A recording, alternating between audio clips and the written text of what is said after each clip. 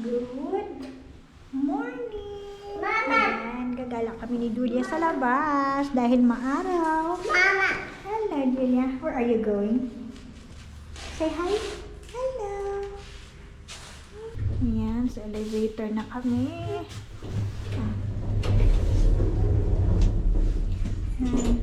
Julia, what's that? We touch it. Ayan, kabilis ng araw. Green na yung mga puno. May mga dahon na. Ayan. Tignan niyo naman, ang ganda ngayon ng panahon. Ayan, dito kami sa Mitino Landscape Park. Ito yung usual na galaan namin ni Julia. Ayan, tingnan nyo. Tinali ko yung buhok niya. 3 beses niyang tinanggal. Ayan. Buhaghag. Kahapon hindi kami nakagala ni Julia dahil maulan. Kaya ngayon lang kami nakagala ulit. Ay nako. Alam niyo yung panahon dito minsan araw, tapos sunod na araw uulan, tapos biglang magsusnow. Ay nakakabaliw yung panahon dito sa Russia. Kaya dapat malakas yung immune system mo, kasi kung hindi mabilis kang magkakasakit. Akala ko nga kahapon lalala yung kate ng lalamunan ko, butil na lang nawala after kong uminom ng tawag doon ng tea na may lemon tsaka honey. Tinuturo niya yung anong tawag dito, yung raven. Yan, car raven. Sabi sa weather forecast, mamayang gabi daw uulan ng di ganong kalakas. So ay nako, so mamayang hapon pa naman. So for the meantime, enjoyin muna namin ni Julia yung araw dito sa labas. Ay, papatulugin ko na din siya dito. Alam nyo ba, dito sa Russia, yung mga mommies, yung mga mother, pinapatulog nila yung mga anak nila sa labas kasi para daw mas mahimbing yung tulog ng mga anak nila at saka makakalangkap din ng preskong hangin. Kahit winter man yan, summer, autumn. Kung winter naman, siguro mga nasa -10. Yan, ginagala pa rin nila yung anak nila at pinapatulog sa labas para lang makasinghot ng hangin at saka maingitan din.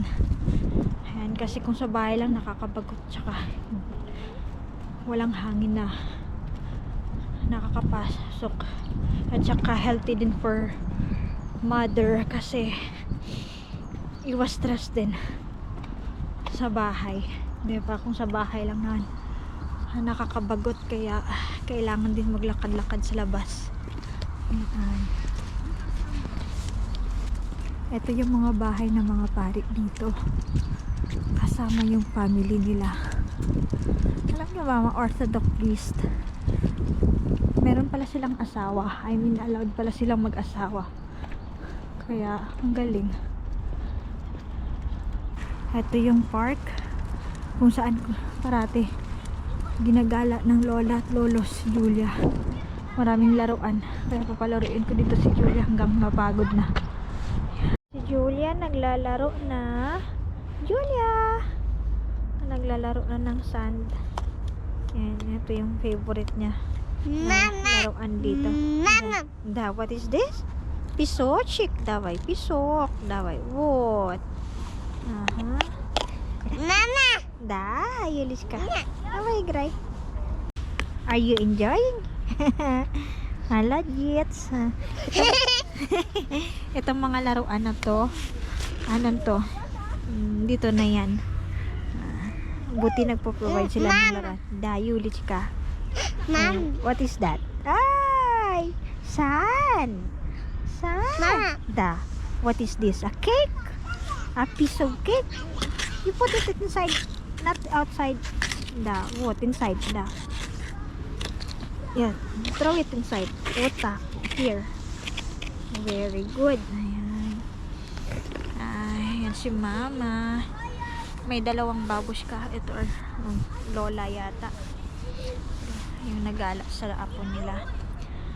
Ay, siguro nagtatrabaho yung mama or busy sa bahay.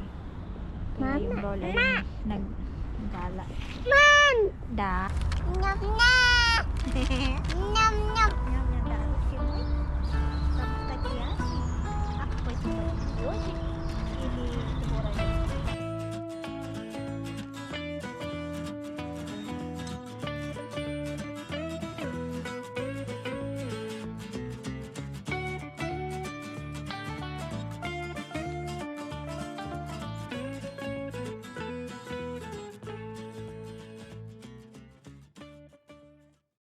Ayan, takot-takot na si Julia. Nabusog na. Kumain lang siya ng tinapay na may patatas sa loob. Hayaan ko muna siya mag-takbo-takbo para mapagod. Ayan. Vicky! Dagan niyo! Yeah. Patay naman da. Kichas. Ayan. Hindi pa napagod si Julia sa kakatakbo. Ayan, Alichka. Dito pa rin kami sa church. Kung saan merong mga laruan dito na pangbata. Kaya ayan. Hindi pa napagod tong bulingkit na to. Oh, ball! Madaway pinahit. Ball! Yan ang bola dito. Yan, daming bola. Pinahit! Kick the ball. This one is a bird house. Bird feeder. Na? Ang cute nitong bird feeder nila, oh. Yan. 3 oras din kami dito sa labas.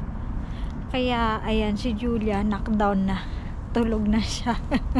Finally. Makapagupo din ako. Ayan. Ayan, matulog na si baby girl.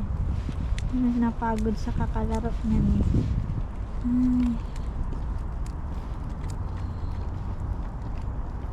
Ang ganda ng langit, oh. Ito ang aking daily routine kasama ang aking anak na si Julia. Hanggat may araw sa labas, kailangan igala sila. Kailangan gumala para makasingat ang hangin. Ayan. Everyday, hanggat maganda yung panahon, maaari igala talaga sa labas si Julia para mahimbing nutulog sa labas. Ayan. Ang lamig ng hangin. Saka masakit yung araw sa mata. Sobrang silaw.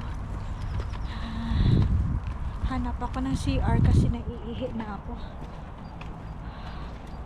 Kaya ako munang umuwi kasi okay pa naman. Hindi pa naman ganun kalamig sa labas, kaya okay lang. Upo lang muna ako dito sa bench habang tulog si Julia. Ang ganda ng araw ngayon, kaya sarap na tulog niya. Altok ako. Sobrang tahimik ng paligid dito. Kaya dito lang muna kami tatambay. Ayan, ang himbing ng tulog niya. Mga 2 hours ako upo dito. Hanggat hindi pa siya nagigising. Kaya magpainit muna ako sa sikat ng araw. Usually after lunch kami gumagala ni Julia sa labas para makatulog siya after 2 hours or 3 hours. Papalaruin ko muna siya sa labas and then saka siya magnanap pagpagod na. After nyan, pag nagising na siya, uuwi na kami ng bahay tapos kakain ulit. And then saka pa lang ako mag-uumpisa ng mga gawaing bahay. Yan ang parati naming routine. Si Max naman alas 7 naman sa gabi siya umuwi, kaya Pag uwi niya, kakain lang yan ng hapunan, konting laro, at saka patutulog na din. Ganito ang buhay namin dito sa Russia. Hindi uso yung chismisan sa kapitbahay. Kasi puro busy yung mga tao. Kahit yung kapitbahay namin madalang na walang sila nakikita or nakakasalubong. Kakauwi lang namin galing sa labas. Ayan. Nagpakarga na si Julia. Kasi nagising na siya. At gutom na kami. So, hindi ko alam kung nagpapakain sa kanya. So, let's check na.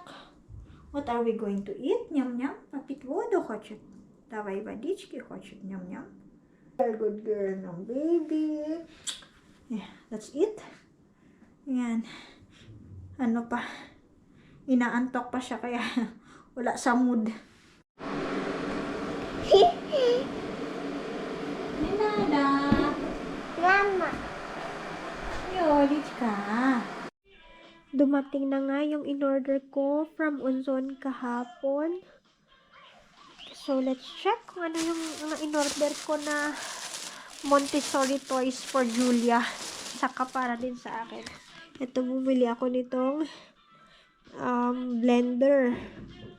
Kasi, yung blender namin dito malaki. Kaya, nakakatamad maghugas.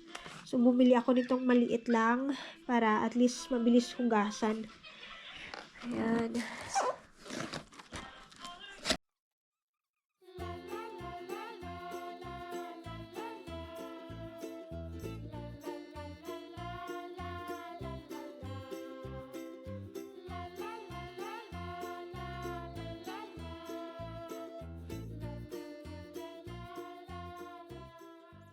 For Julia, ito naman yung kay Julia.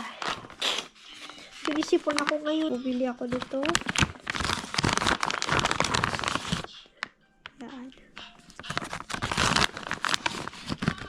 Oh, cute. Karo Mamumu. Ayan. Ito for mama. This one for mama, da? Mama. Hey. Hey, si Julia. Matri. Oh. Yan.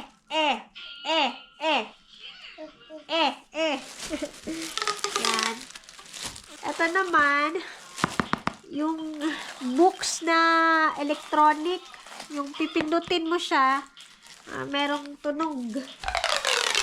Julia, Swatri! Wow! Swatri! Yan. Ito yung nabili ko sa kanya. Ito. Nyam nyam! Oy, very good! Pag nagsabi siya ng am-am, i-open yung bunganga. Dapat, Carby. Like this. Ito, cute! Pag pinindot, ayan, magsasabi ng A, B, C, D. Ayan, number din. Merong number. Eto, bumili din ako ng cellphone. Cellphone na with sounds din.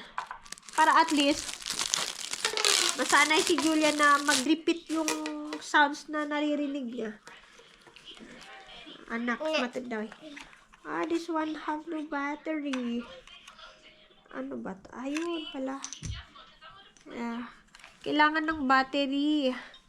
Wala akong battery na na pang AAA. So, let's try later. Papabili na lang ako kay Max ng battery. Ayun! Домашние питомцы. Домашний питомцы. Ito pala Yan. Хамелеон. Yan. Собака. Морская свинка. Ang galing. Кролик. At least. Хомяк. Канарейка. Черепаха. Шиншилла. Котенок. Katyona. Meow. Eto. Nazimay. Щенок. Sinok! Gam. Хорек. Okay! Черепаха. mga ladyes. Ay, ang galing naman ito, nak.